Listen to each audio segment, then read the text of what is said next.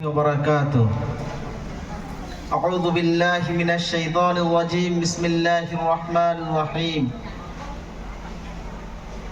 يا أيها الذين آمنوا إنا خلقناكم من ذكر وأنثى وجعلناكم شعوبا وقبائل لتعرفوا إن أكرمكم عند الله أتقاكم. মঞ্চে উপবিষ্ট আজকে সর্বধর্মের প্রতিনিধিবর্গ এবং আমার সম্মুখ উপবিষ্ট বয়োজ্যেষ্ঠ বয়োকনিষ্ঠ সকলকে আমার অন্তরের অন্তঃস্থল থেকে সালাম ও মোবারকবাদ। আজকে বিশেষ আমরা যে ব্যক্তির জন্ম জয়ন্তীতে উপস্থিত হয়েছি তিনি হলেন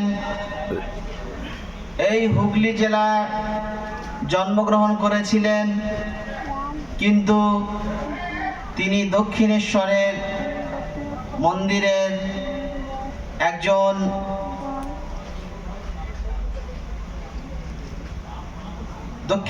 মন্দিরের একজন পুরোহিত হিসাবে তিনি সেখানে যোগদান করেন এবং তার ধ্যান, তার অধ্যবসান বিস্তৃত হতে হতে একটা সময়ে তিনি নিজের জ্ঞান ও ধ্যান দ্বারা পরিষ্কার করে ফেললেন যে আমি নিজেই একজন হিন্দু, আমি নিজেই একজন মুসলিম, আমি নিজেই একজন জৈন এবং আমি নিজেই একজন খ্রিস্টান।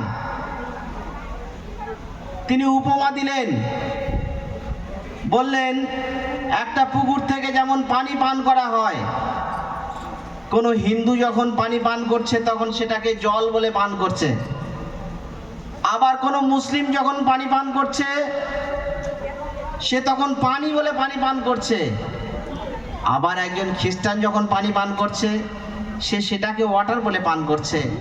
তো একটা পুকুরের পানি পান করা হলো।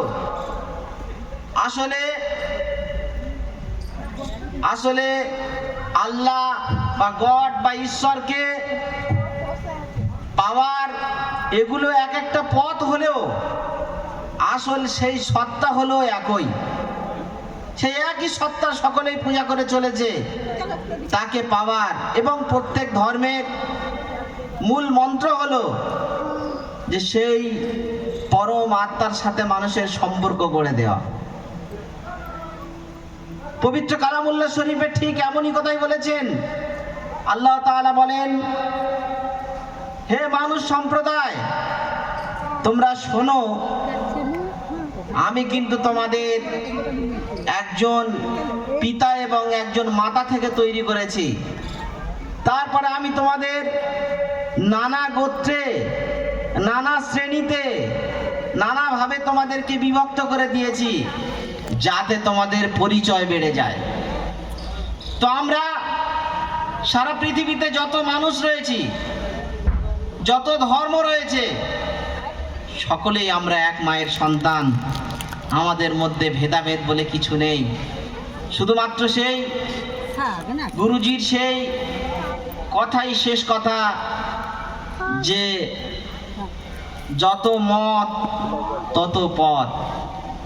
মত আর পথ এর অন্যতম লক্ষ্য হলো সেই সত্তার সাথে মানুষের সম্পর্ক গড়ে দেওয়া।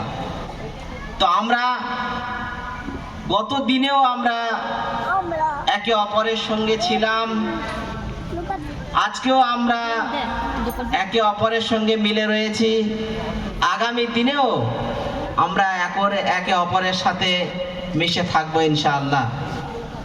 আমাদের পবিত্র মাহে রমাদান আজ থেকে শুরু হয়ে গিয়েছে। আমি রোজা রয়েছি, এই হাত তুলে দোয়া করি, হে আল্লাহ, এই পৃথিবীতে যত ধর্মের মানুষ রয়েছে সকল মানুষের প্রতি তুমি তোমার রহমত বর্ষণ করো।